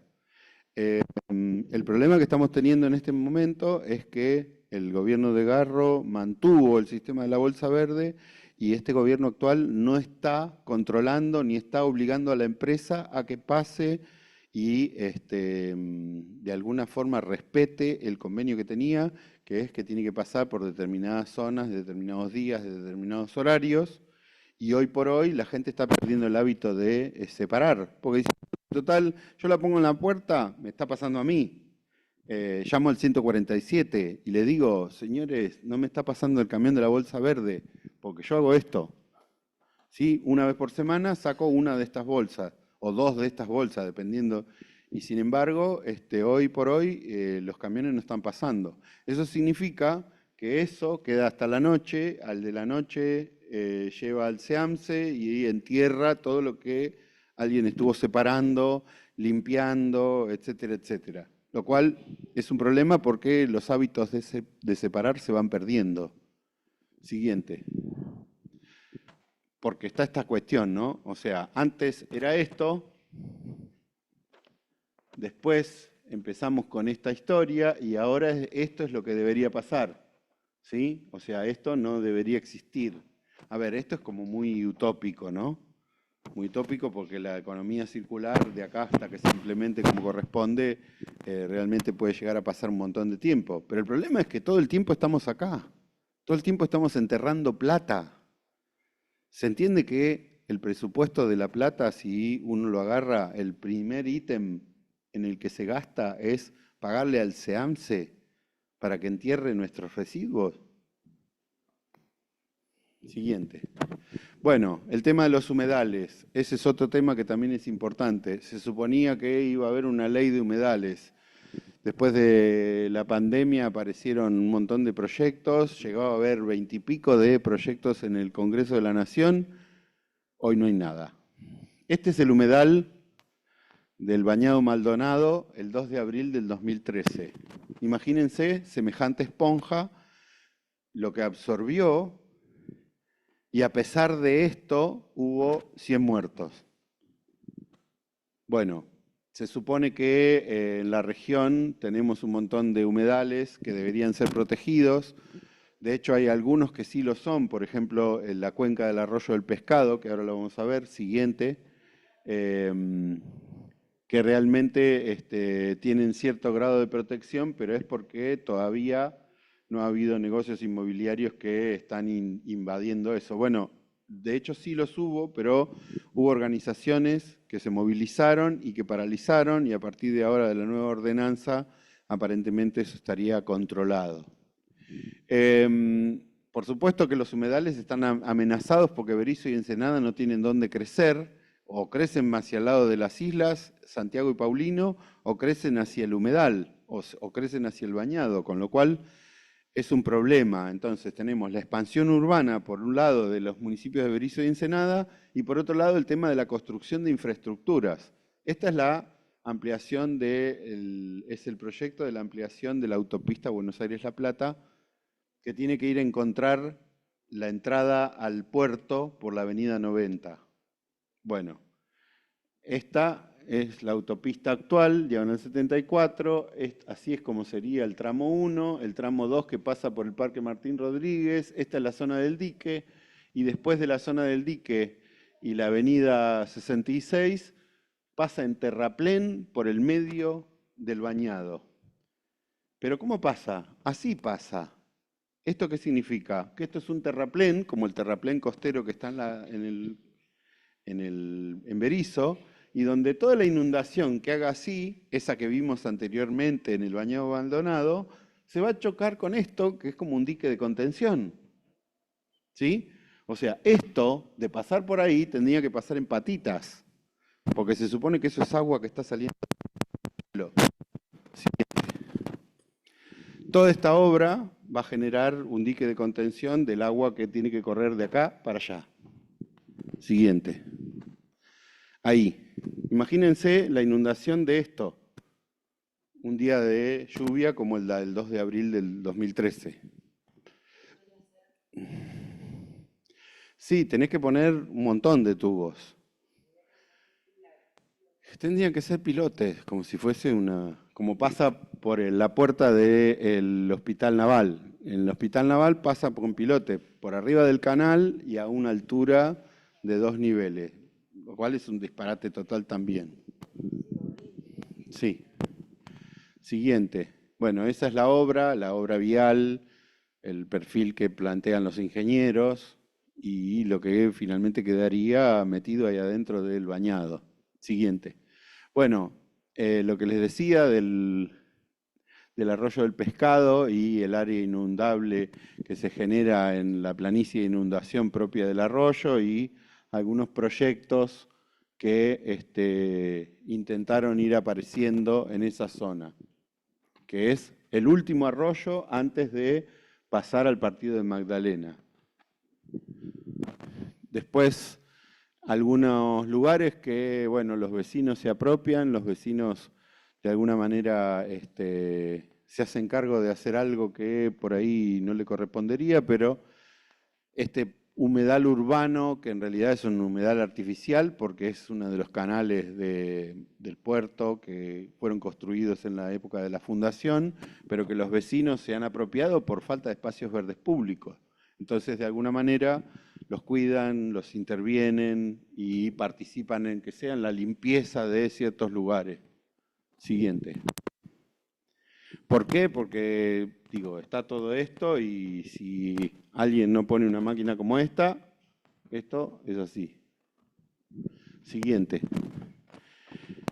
Ni hablar del tema del agua, que de eso no hablamos hasta el momento. O sea, necesitamos el agua para vivir como lo principal y lo primordial.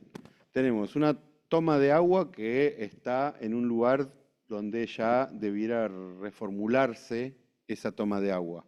Segundo, está cercana a esto que está acá. ¿Saben qué es esto? Que tiene este cartelito nada más. El final de la avenida 66, que no tiene ni siquiera una planta depuradora y todo sale puro. Como sale de los inodoros, así directo va al caño mayor de la cloaca, todo eso va al Río de la Plata. Y del mismo Río de la Plata estamos tomando el agua que a veces tiene este tipo de contaminación que es el de las cianobacterias. ¿Sí? Cada tanto en el verano hay algún tipo de reproducción de las cianobacterias y termina contaminándose la planta depuradora de agua, que es de donde todos nosotros tomamos agua. Pero bueno, las obras de infraestructura que se deberían realizar no se hacen desde hace décadas. Siguiente. Bueno, y de vuelta, otro de los problemas, el tema de la expansión urbana, la especulación inmobiliaria, el crecimiento de la ciudad, ya no en el eje fundacional de la ciudad que se prolongaba en el puerto y que iba a parar para aquel lado. Al contrario, giró y la cercanía con la ciudad de Buenos Aires implica que la ciudad crece hacia aquel lado. El Camino Centenario, el Camino Belgrano, la 28, la 31, son todas las rutas que van hacia aquel lado. El ferrocarril, la autopista. Toda la expansión urbana, mayoritariamente residencial de ciertos niveles, se da en aquel sentido, lo cual produce otro tipo de defecto que es el corrimiento del área productiva y el reemplazo del área productiva por la construcción de suelo urbano. Siguiente. O sea, esto que veíamos acá de la expansión de la ciudad, básicamente en algún momento era hacia este lado, hacia el sur. Bueno, ahora se está dando en toda esta zona que crece para acá, lo que hace es empujar de alguna manera el área productiva y hace que el área productiva empuje hacia este lado.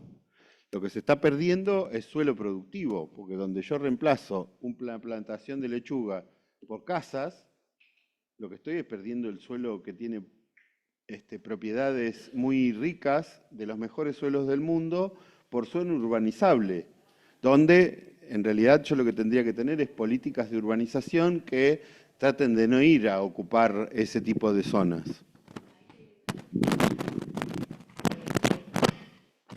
Ahí hay una cuestión que tomar en cuenta y es que a los dueños de la tierra productiva les conviene económicamente venderla para desarrollo urbanístico que alquilarla para la producción. Entonces, el límite es el Estado que habilita hacer desarrollos inmobiliarios en el medio del cordón frutihortícola, porque al individuo dueño de la tierra le conviene, multiplica por 10 o por 15 el valor de la tierra arrendada que puede generar anualmente. Entonces, de repente toda junta le dan todo el dinero que él espera por las cosechas, que le vaya bien, ¿no? Y, digamos, entonces, la conveniencia económica es una clave para atacar desde el Estado. Bien, siguiente. ¿Por qué esto es más negocio que plantar lechuga? Trabajás menos y encima enseguida tenés todo este tipo de cosas que son fuertemente demandadas. Entonces, estas son las noticias de los últimos días que tienen que ver con un montón de asentamientos informales de los sectores de mayores recursos.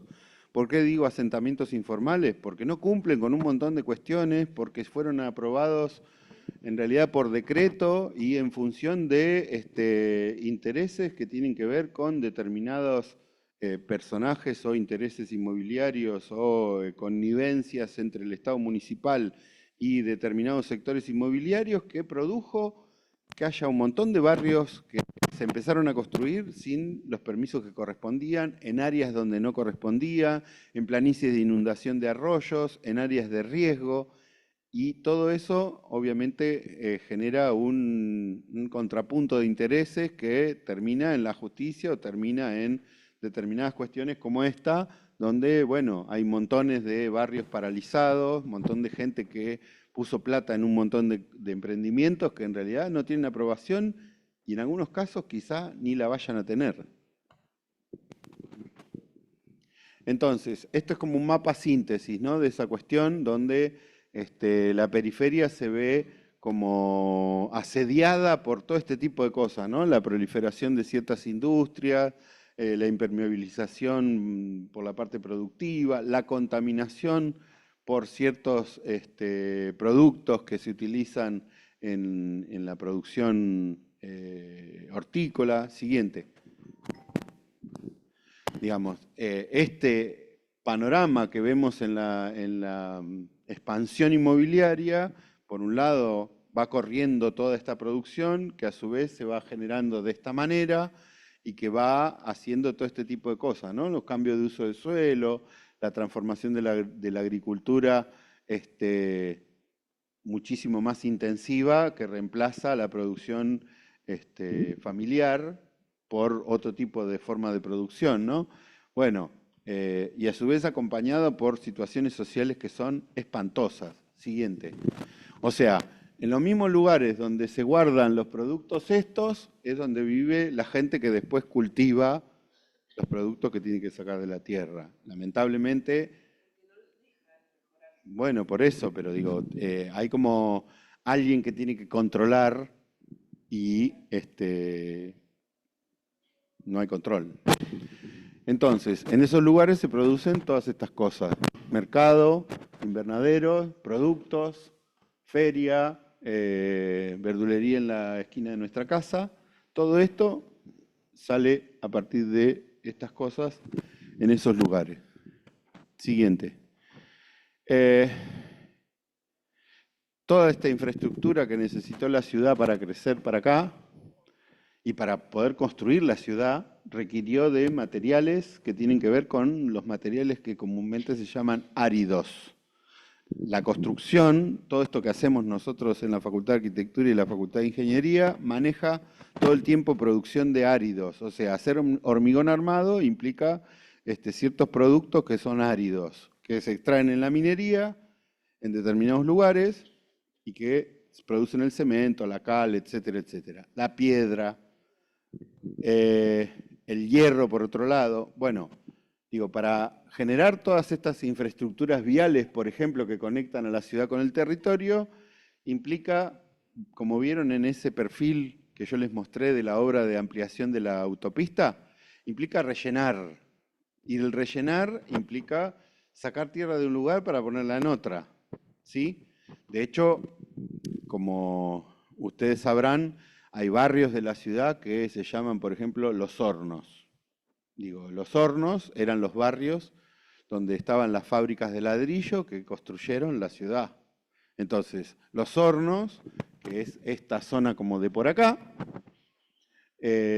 bueno, tenía un montón de cavas y canteras de donde se sacaba la tierra para poder coser y para poder producir los ladrillos. Si van para el lado de Gonet, donde está Walmart, o ahora Chango Más, creo, está y Carrefour, ahí estaba la fábrica de ladrillos, está el Museo del Ladrillo. Atrás de eso están las canteras, ¿sí?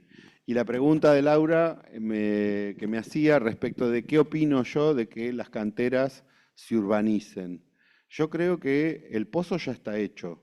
Si se fueran a hacer emprendimientos inmobiliarios y tendrían que hacer los pozos, habría que generar, digamos, toda una cuestión que saldría mucho más cara. Construir dentro de la cantera, a mí no me parece ningún disparate, porque de alguna manera hay parte de la horadación del suelo que ya está hecho y de alguna forma, urbanizándola, se recupera.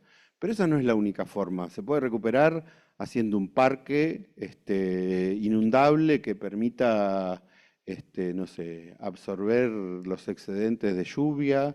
La recuperación de las canteras puede darse de muchas formas diferentes. Depende del tipo de cantera, depende del tipo de pasivo ambiental, depende de la ubicación que tiene en la expansión urbana.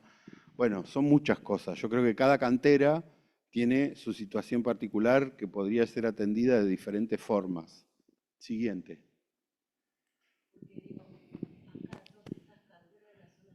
Estas son tremendas. De acá, yo creo que sí, pero están en pleno funcionamiento. Hoy el SEAMSE sigue recibiendo tierra de acá. Las obras de infraestructura que están haciendo camino, digo, el cementerio de Ensenada, que se está haciendo ahora y que se está rellenando el humedal, es toda tierra de acá. O sea, Ensenada hoy está haciendo usufructo masivo de estas canteras. Entonces, no están en momento todavía de ser clausurada y decir, bueno, a ver qué vamos a hacer con estos pozos. Digo, hay algunas de por acá que sí, hay algunas de por acá que podrían, hay algunas que ya han sido intervenidas. Digo, el barrio este, ¿cómo es que se llama? En Hernández. Ahí hay un barrio que se hizo dentro de la cantera, hay una parte que es espacio público, hay una parte que son viviendas. A mí eso no me parece mal, digo, me parece mal que no se resuelva, me parece mal que esté el pasivo ambiental, como en Gonet, desde que yo tengo uso de razón, de que era chiquito, iba a la casa de mis compañeros y estaba la cantera y hoy sigue estando la cantera y sigue siendo la fragmentación urbana, el riesgo, la inseguridad, un montón de cosas que hace que una cantera metida dentro del tejido urbano genere un montón de problemas. Siguiente. Bueno, esto es una cuestión técnica respecto de los horizontes que se van extrayendo para las diferentes cosas, ¿no? Desde el césped que vos vas al vivero y decís, deme 4 metros cuadrados de grama bahiana y te venden los panes. Eso es decapitación de suelo. Te saco toda esta parte y te la vendo. Ahora, ya eso, que era el estrato más productivo y de mejor tierra y de mejor suelo, ya no existe más. Empiezan a aparecer estas cosas que son cada vez de menor calidad, ¿sí? Hasta que voy apareciendo las arcillas. Las arcillas sirven para rellenar la autopista, el camino, etcétera, etcétera. Y genera esto. Y esto genera fragmentación, riesgo. Acá, en los sectores populares, los pibes que no tienen la oportunidad de ir a ningún lado en el verano se van a meter, se van a bañar. Digo, en el Gran Buenos Aires, en La Matanza, hay lugares donde le dicen Mar del Plata a estas cosas. ¿Sí? Y es el balneario. Y en realidad es un peligro enorme porque una cantera genera un riesgo tremendo porque vos te tirás y como tiene la pared cortada a pique, no podés salir más, por más que sepas nadar. Entonces, genera todo este tipo de cosas, la extracción de suelo, la decapitación de suelo, la actividad extractiva en áreas como las nuestras, ¿no? Digo, estamos hablando de la región de La Plata, Berisso y Ensenada, estamos hablando de la llanura pampeana. Esto mismo lo podemos aplicar en ciudades, no sé, respecto de la cordillera de los Andes y la extracción de ciertos minerales y actividades mineras de alto impacto sobre el territorio, alto consumo de agua, etcétera, etcétera. Digo que esas son otro tipo de condiciones. Estas son las nuestras. Y ahí tenemos el mapa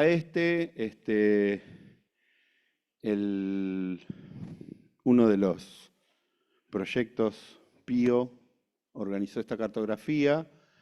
Ahí tenemos extracción profunda, cavas, son todos los rojos, extracción superficial, decapitación, son todos los amarillos, un horno de ladrillos actual, un horno de ladrillos inactivo. Fíjense. Bueno, y esto que les decía, ¿no? El tema de las tragedias, el tema de los residuos que se tiran a la cantera. La cantera de Hernández, cada tanto tiene denuncias porque hay uno que va y vacía los contenedores y a ese mismo va y le prende fuego. Y entonces ese humo se desparrama por el barrio y los vecinos del barrio llaman al 147 y dicen, otra vez están prendiendo fuego en la cantera, y en la cantera hay ratas, y en la cantera hay no sé qué. Y entonces trae un montón de peligros que son sumamente conflictivos, ¿no? Para la coexistencia con el tejido urbano. Siguiente. Hola. Bueno, los objetivos de la ONU que plantea para las ciudades. El objetivo 11 dice que tenemos que generar ciudades y comunidades sostenibles. Bueno, sabemos que todas estas cosas que generan los organismos internacionales a veces son un poco declamativas, pero es a lo que deberíamos apuntar en las ciudades, es a lo que deberíamos tratar de apuntar respecto de las políticas públicas que tiendan a hacer ciudades más sostenibles. Siguiente. Acá obviamente que los objetivos del desarrollo sostenible nos dicen los comúnmente llamados ODS, dice que tenemos que hacer todas estas cosas que están acá. Bueno, para hacer todas estas cosas que están acá hace falta planificación, hace falta proyectos, hace falta presupuestos, hace falta decisión política, hace falta un montón de cosas que quizá en nuestra región debieran tener que ver con esto que sigue después, que son como diferentes cuestiones vinculadas a todo lo que estuvimos hablando, ¿no? La conformación de un diagnóstico común, no fragmentario, donde Berisso hace una cosa, Ensenada hace otra, La Plata hace otra, quizá un observatorio regional que plantee cuestiones que tengan que ver con políticas integradas, generar marcos jurídicos regionales e interjurisdiccionales para que no haya fragmentación en las decisiones que se toman, ¿no? Digo, pensemos que de la 122 para allá pasan unas cosas, de la 122 para acá pasan otras, y a veces que no se sabe de quién es la responsabilidad de uno del otro. Bueno, digo, la espacialización de todas estas problemáticas a partir de sistemas de información geográfica posibilitan que nosotros podamos ver claramente todas estas cuestiones. Ahora, el desafío es qué hacemos con todo esto que tenemos diagnosticado, que todo esto que tenemos espacializado, cuantificado, descripto, que sabemos que pasan y que a veces pasan los años, pasan las décadas y no tenemos solución. Siguiente. Hay otras cosas también que son importantes, que son el tema de las organizaciones no gubernamentales, que no tienen la responsabilidad de resolver los problemas, pero que sí tienen la responsabilidad de hacer otro tipo de cosas, como es hacer denuncias, alertar sobre determinados problemas, poner sobre la mesa temas de debate que hagan que la sociedad tome conciencia de ciertas cuestiones que a veces el Estado se hace el distraído. Y hay leyes también sobre estas cosas, o sea, está el convenio de Escazú, que es un convenio que en América Latina han suscrito ciertos países que implican la necesidad de tener que hacer educación ambiental. Termino, ya está. Existe una ley Yolanda que dice que todos los funcionarios públicos tienen que tener educación ambiental y esto tiene un correlato en la provincia de Buenos Aires, que es la ley provincial 27621, que implica que en la provincia de Buenos Aires todos los funcionarios tengan una formación ambiental. Obviamente que esto es un horizonte a futuro porque no están así. Bueno, estos son escuelas, etc. Entonces, esta es la última. Se acabó. Dice que el diagnóstico nos obliga a mejorar nuestros esfuerzos en el orden individual y colectivo, no solamente individual. colectivamente. O sea, hay que organizarse y hay que reclamar por lo que son nuestros derechos de habitar una ciudad que tenga condiciones no solamente ambientales, sociales, el derecho a la ciudad, del cual ya se ha hablado mucho, ¿no? Y exigir al Estado un mayor compromiso en la implementación de políticas públicas de desarrollo sostenible. Y hacer que los que tenemos la responsabilidad de planificar las ciudades lo hagamos con este tipo de conciencia de que esto en realidad le afecta a la vida a un montón de gente y que si no se hacen estas cosas, volvemos de nuevo a la ciudad de la noche espantosa, ¿no? Del capítulo 2 de Peter Hall. Así que bueno, espero que haya servido para tener una idea.